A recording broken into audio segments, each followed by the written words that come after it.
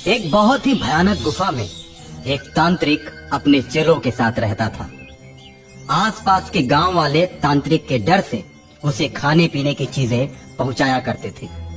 जिस दिन खाने पीने की चीजें तांत्रिक के पास नहीं पहुंचती, उस दिन तांत्रिक क्रोध में आकर गांव वालों को बहुत ही परेशान करता। एक दिन किसी कारणवश गांव वाले तांत्रिक के पास भोजन न पहुंचा सके, जिसके चलते तांत्रिक क्रोध में आ जाता है और हवन कुंड में हवन सामग्री डालकर शैतान को बुलाता है। शैतान प्रकट हो, शैतान प्रकट हो।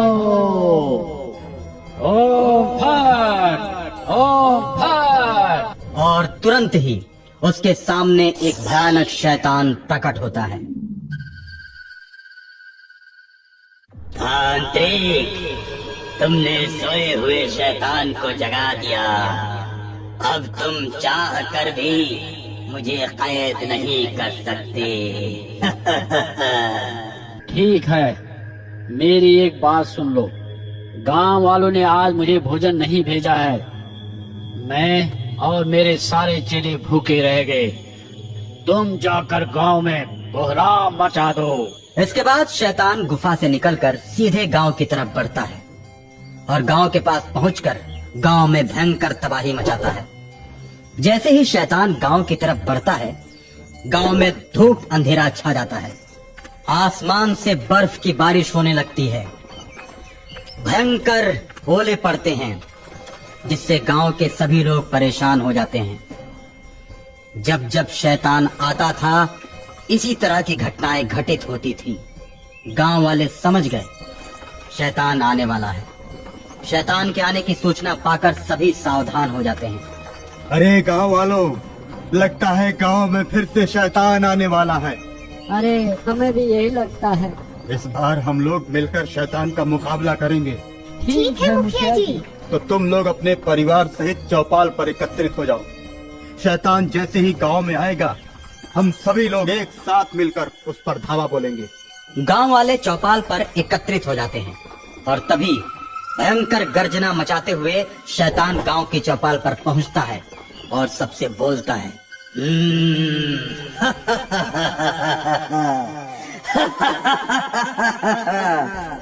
अब तो मुझे तुम लोगों को खोजने भी नहीं जाना पड़ेगा। तुम सब तो मुझे एक साथ एक जगह मिल गए हो। तुम और तुम्हारा तांत्रिक बहुत दिनों से गांव वालों को सता रहे हो। अब ऐसी नौबत ही नहीं आएगी। अब ना ये गांव रहेगा और ना ही तुम लोग यहाँ रहोगे। गांव के साथ साथ गांव के सभी लोगों को दानव अपनी मुट्ठी में कैद करके आकाश में उड़ जाता है और उड़ते उड़ते तांत्रिक की गुफा में पहुंचता है। बड़ी और भयानक गुफा में लोग चीखने और चिल्लाने लगते हैं। तांत्रिक आंखें लाल करके अपने आसन से उठता है और कहता है, सारे शांत हो जाओ। मैं चीख पुकार सुनना पसंद नहीं करता। तांत्रिक की आवाज सुनकर गांव वाले चुप हो जाते हैं और उधर शक्तियों से भरी हुई एक लड़की जिसका नाम रक्षिका है, उसे इस बात का पता चलता है कि गांव वाले दुष्ट तांत्रिक के कैद में हैं। रक्षिका गांव वालों को बचाने के लिए बेचैन हो उठती है। हे भगवान, मेरी मदद करो। जागे हुए शैतान और उस दुष्ट तांत्रिक से लड़ने की शक्ति दो। जैसे ही रक्षिका ये बात कहती है, उसके सामने एक बुढ़िया प्रकट होती है। बेटी, उन दोनों से लड़ना इतना आसान नहीं है। उन दोनों से लड़ने के लिए तुम्हें घने जंगलों से गुजरते हुए एक सिद्ध बाबा के पास जाना होगा, जो हिमालय की चोटियों पर रहते हैं। ये जादुई अंगूठी लो, ये तुम्हें बाबा को खोजने में मदद करेगी। माँ, तुम कौन हो? मैं भी पहले तुम्हारी तरह गांव वालों की रक्षा किया करती थी, लेकिन अब उम्र बढ़ने की वजह से मैं असमर्थ हूँ। मैं केवल तुम्हारी सहायता कर सकती हूँ।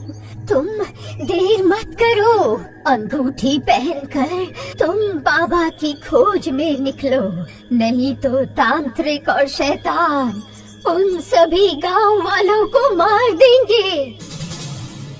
इतना कहकर बुढ़िया गायब हो जाती है और रक्षिका अंगूठी पहनकर साधु बाबा की खोज में निकल पड़ती है।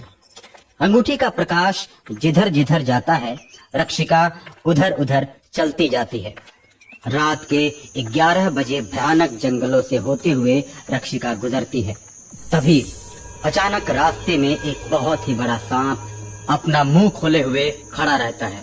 तुम कौन हो? मेरे रास्ते से हट जाओ। रक्षिका, इधर रास्ते पर जो भी जाता है उसको मैं खाकर अपनी भूख मिटाता हूँ। मैं बहुत दिनों से भूखा हूँ, आज मैं तुम्हें खाकर अपनी भूख मिटा लूंगा। सांप भैया, मैं गांव वालों की मदद करने के लिए जा रही हूँ। मैं अपना काम पूरा करके खुद ही तुम्हारे पास आ जाऊंगी और तुम मुझे खाकर अपनी भूख मिटा लेना।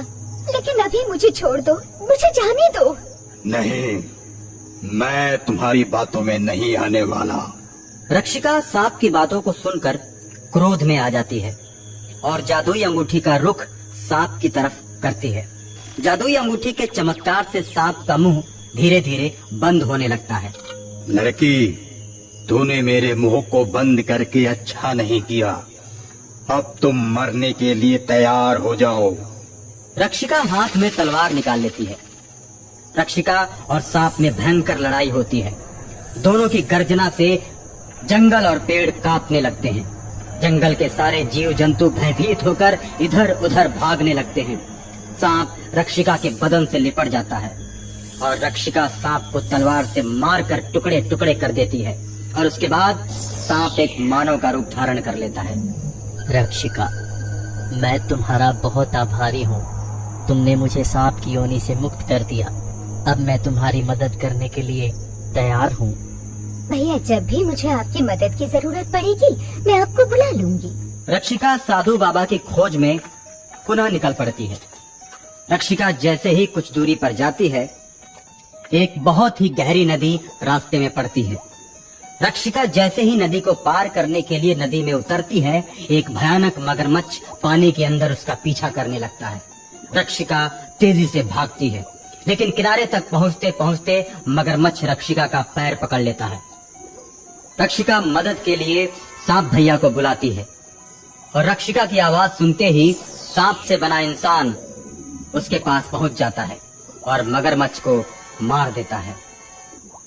मदद के लिए आपका शुक्रिया भैया। कुछ ही देर में नदी गायब हो जाती है और मगरमच्छ एक छोटी सी लड़की का रूप धारण कर रक्षिका के सामने आ जाता है और बोलता है, बहन रक्षिका, उस तांत्रिक ने मुझे तुम्हारे पीछे लगा रखा था और वो तांत्रिक अपनी जादुई शक्ति से तुम्हें देख रहा है और तुम्हारे पीछे वो किसी न किसी को भेजता रहेगा। मैं सही मार्ग पर निकली हूँ बहन, बुरी ताकतें मुझे नहीं रोक सकती। तांत्रिक और शैतान को मैं दंड देकर ही रहूंगी। और उसके बाद रक्षिका सिद्ध साधु बाबा की खोज में निकल पड़ती है। हिमालय पर्वत के ऊपर साधु बाबा ध्यान में बैठे हुए उसे मिल जाते हैं। रक्षिका के कदमों की आहट सुनकर साधु बाबा अपनी आंखें खोलते हैं। बेटी, आज तक मेरे पास कोई नहीं पहुंच पाया। मुझे तुम अच्छी लड़की जान पड़ती हो, बताओ क्या काम है मुझसे? बाबा जी, गांव वालों को मुक्त करने में मेरी मदद कीजिए। सभी गांव वालों को शैतान ने तांत्रिक की मदद से कब्जे में करके रखा है। मैं सब जानता हूँ। तांत्रिक और शैतान की आत्मा जमीन के नीचे कैद है। ये मोतियों की माला लो, ये तुम्हें उस जगह का पता बताएगी जहाँ पर उनकी आत्माएं हैं, और तुम जमीन खोद कर उन दोनों की आत्माओं को जला देना।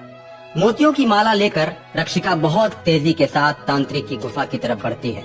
गुफा से कुछ ही दूरी पर मोतियों की माला का प्रकाश जाकर रुक जाता है।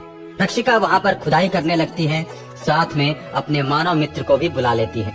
कुछ ही देर खुदाई करने के बाद 2 काले फूल दिखाई पड़ते हैं। रक्षिका उन दोनों फूलों को जमीन के अंदर से निकाल लेती है और उसमें आग लगा देती है।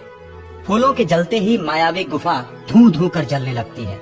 राक्षस और शैतान चिल्लाने लगते हैं और गुफा से बाहर जलते हुए निकलते हैं। रक्षिका उनके सामने आती है और बोलती है, बुरा कर्म करने वाले तुम लोगों का खेल खत्म हो गया। और इस तरह रक्षिका दोनों को मारकर गांव वालों को आजाद कर देती है।